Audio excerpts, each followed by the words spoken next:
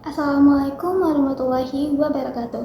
Halo teman-teman semuanya, perkenalkan saya Priscilla Lovely, mahasiswa ekonomi dengan NIM 23150512007. Pertama-tama, teman-teman tahu nggak apa itu perencanaan? Nah, perencanaan sendiri adalah tujuan atau sasaran yang telah ditentukan sebelumnya dan ditetapkan oleh otoritas pusat. Jadi, apa itu perencanaan pembangunan? Nah, perencanaan pembangunan adalah proses penyusunan kebijakan dan langkah-langkah strategis untuk mencapai tujuan pembangunan yang diinginkan, baik itu pembangunan jangka pendek, jangka menengah, maupun jangka panjang yang terukur dan berkelanjutan. Namun, kita perlu memenuhi beberapa syarat agar pembangunan ini bisa dilaksanakan dengan baik dan terarah. Yang pertama, data dan informasi harus valid, di mana bila data yang kita terima tidak valid, maka akan terjadi masalah dalam perencanaan tersebut. Yang kedua, partisipasi dari semua pihak. Adanya dukungan dari masyarakat, pemerintah maupun swasta agar terciptanya pembangunan yang terarah dan sesuai dengan kepentingan publik. Yang ketiga yaitu kesesuaian antara rencana dan anggaran. Bila terjadi ketidakseimbangan antara rencana dan anggaran, maka pembangunan itu bisa saja dihentikan paksa karena kekurangan anggaran. Yang terakhir, sistem monitoring dan evaluasi yang jelas. Bila ingin terciptanya pembangunan yang berkelanjutan dan terarah, kita perlu mengevaluasi apakah rencana tersebut sesuai dengan yang diinginkan atau bukan.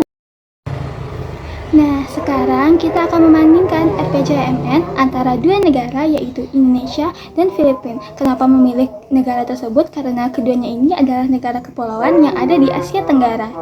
Pertama, Filipina. Dalam perencanaan pembangunan nasionalnya atau Philippine Development Plan 2023 to 2028 yang fokus pada pengurangan kemiskinan, ketahanan pangan, digitalisasi ekonomi, dan reformasi kesehatan serta pendidikan. Sedangkan di Indonesia dalam RPJMN 2020 sampai 2024 itu menekankan pada transformasi ekonomi lewat hilirisasi industri, penguatan sumber daya manusia, pembangunan infrastruktur, dan reformasi birokrasi. Persamaan keduanya yaitu sama-sama menargetkan pertumbuhan inklusif dan berkelanjutan yang fokus pada pengurangan kesenjangan wilayah, terutama di daerah-daerah tertinggal dan kepulauan. Sedangkan perbedaannya, Filipina lebih menekankan pada digitalisasi dan inklusif sosial pasca pandemi COVID-19 kemarin ini. Sementara Indonesia masih fokus pada pembangunan fisik seperti jalan, pelabuhan, kawasan industri, dan jalan tol.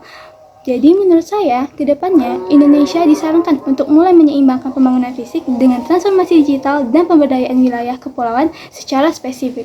Contohnya itu dengan membangun sistem logistik maritim yang efisien serta memperkuat layanan pendidikan dan kesehatan di daerah 3T, yaitu terdepan, terluar, dan tertinggal.